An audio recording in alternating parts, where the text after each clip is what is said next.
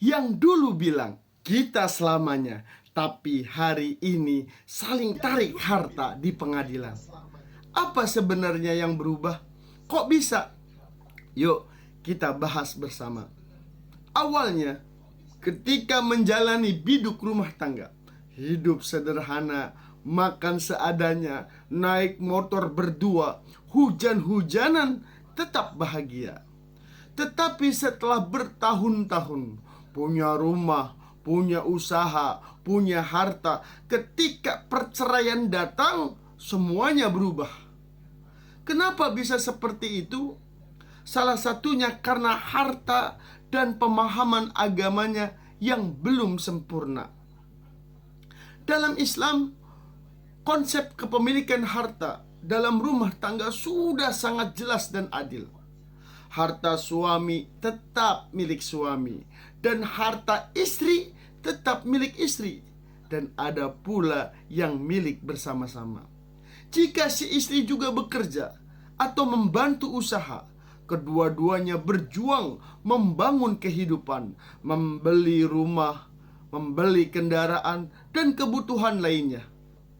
Para ulama menjelaskan, dalam kondisi seperti ini, harta itu bisa menjadi milik bersama, yang dalam istilah ilmu fikih disebut dengan syirkah, yaitu kepemilikan bersama berdasarkan kontribusi.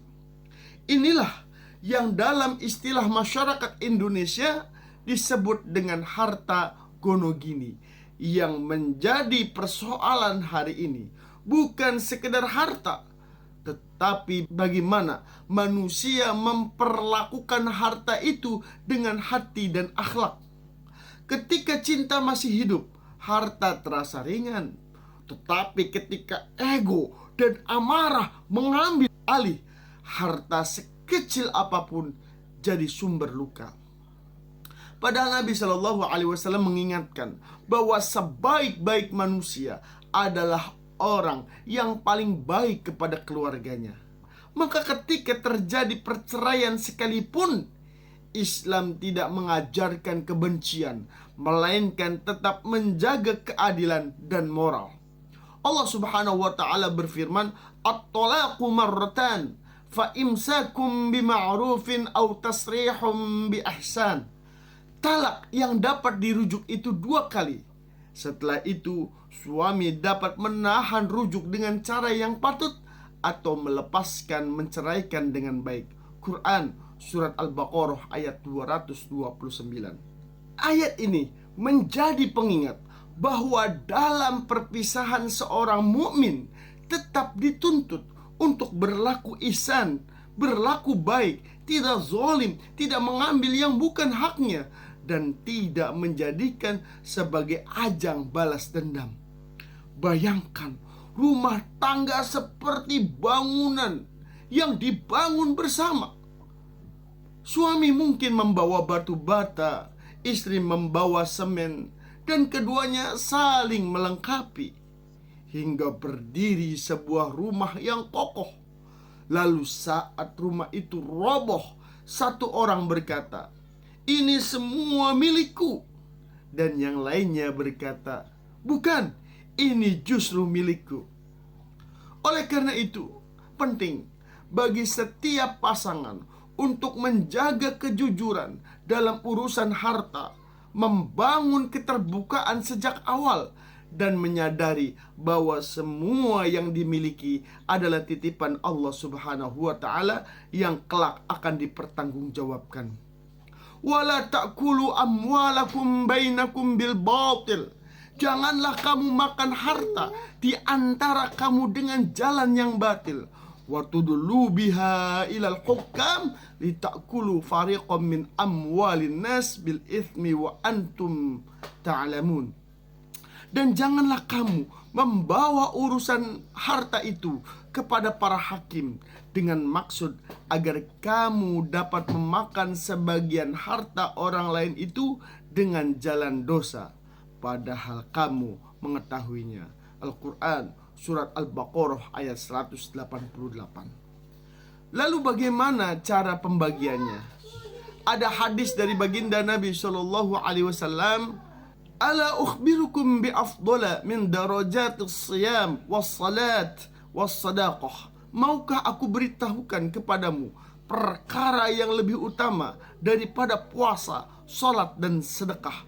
Qalu bala ya Rasulullah. Para sahabat menjawab, tentu wahai Rasulullah. Qala salahu dzatil baini fa inna fasada dzatil baini hiyal haliqah. Beliau bersabda, yaitu mendamaikan perselisihan di antara kamu, karena rusaknya perdamaian di antara kamu adalah pencukur atau perusak agama. Hadis riwayat Abu Daud dan At-Tirmidzi. Meskipun hadis ini berbicara umum tentang perdamaian, namun ini menjadi dasar bahwa jika suami istri bercerai dan hendak membagikan harta gonogini, maka laksanakanlah dengan jalan yang damai. Dengan jalan ini, pembagian harta gonogini bergantung pada musyawarah antara suami dan istri. Bisa jadi suami mendapatkan 50% dan istri 50%. Ini sesuai dengan hukum negara Indonesia. Atau suami mendapatkan 30% dan istri 70%. Ataupun sebaliknya, suami yang mendapatkan 70% dan istri yang 30%. Semuanya diperbolehkan selama berdasarkan kerelaan, tanpa paksaan dan tidak menjolimi salah satu pihak. Oleh karena itulah, yuk berlaku adillah. Jangan sampai cinta pergi, iman pun ikut pergi.